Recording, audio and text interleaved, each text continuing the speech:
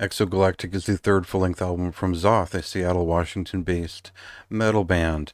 And I think describing what exactly they are, what they've been, and how they've evolved over time will take up kind of a sizable subgenre discussion that might be a little bit taxing for some people. The way I describe this band is progressive, uh, black and thrash influenced, kind of almost a death power metal band. And I know that's kind of painful to hear. I don't know what any of that means, but basically, they're a conglomerate of influences that spawned kind of off one of the sort of uh, main composer and co-vocalists prior band, Falgeron. And that was more of like an Absu and Immortal influenced sound. And this band early on, I think obviously they were a little bit influenced by groups like Vector and Skeleton Witch and what was going on at the time when they had sort of kicked off. But Invasion of the Tentacube, their first record, was this kind of progressive death metal meets black thrash sort of thing that was pretty notable at the time. It was obviously more aimed at kind of the thrash metal crowd in some respect, but it had some interest to the technical and progressive death metal crowd. And they've sort of split the difference since then. Their second record did something entirely different with interdimensional invocations. It was not quite a melodic metal record, but there was a technical death metal focus to some of it. There was a little bit more of a thrashing affect to it, while they also incorporated melody in a new way. It was a I said some nice things about the record back then when it came out, and I think it was certainly the same way that I was praising Necropanther around that same time. Although that band is maybe more of a melodic death metal kind of thing.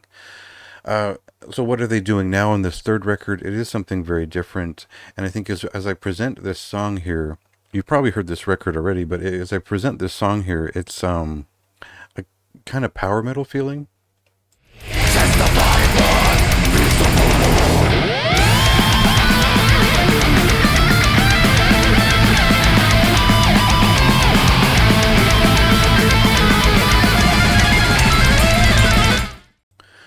So if we consider, if you follow progressive power metal and science fiction themed power thrash, and you're just a fan of heavy metal in general, you'll understand that those influences have certainly seeped into what this record does, and they haven't lost their sort of uh, thrashing, black thrash feeling and the technical metal feeling here, but the focus of this record is very much on the leads and the story that they tell, both in the lyrics and the melodic story that they've framed out here in these lead-driven, excitable, fast-paced, and very detailed songs. So, the feeling of the record is virtuosic. It's consistently escalating into these very memorable runs on the guitar, which are really the main event overall. And they're very consistent in the voicing of this guitar and the album throughout the whole thing. And they've been very specific in making sure they tell a story from song to song.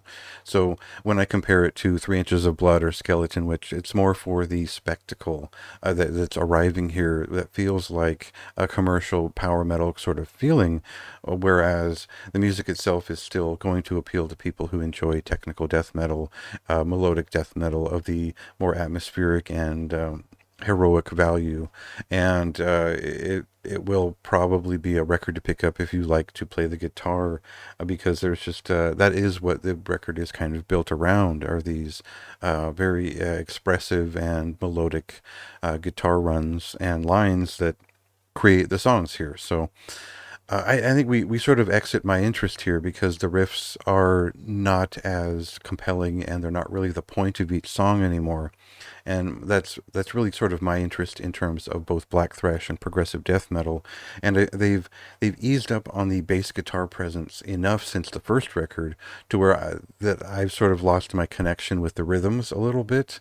So it's not really a riff album from my point of view. They are certainly there, and the rhythms are quite complex when they do kick up dust in certain other directions. But overall, this is a record that is about captivating your attention with its lead guitars and its shiny presentation, which is very high quality. You know, I don't have a real issue with this record at all. I think it's quite good, and I do give a high recommendation of it.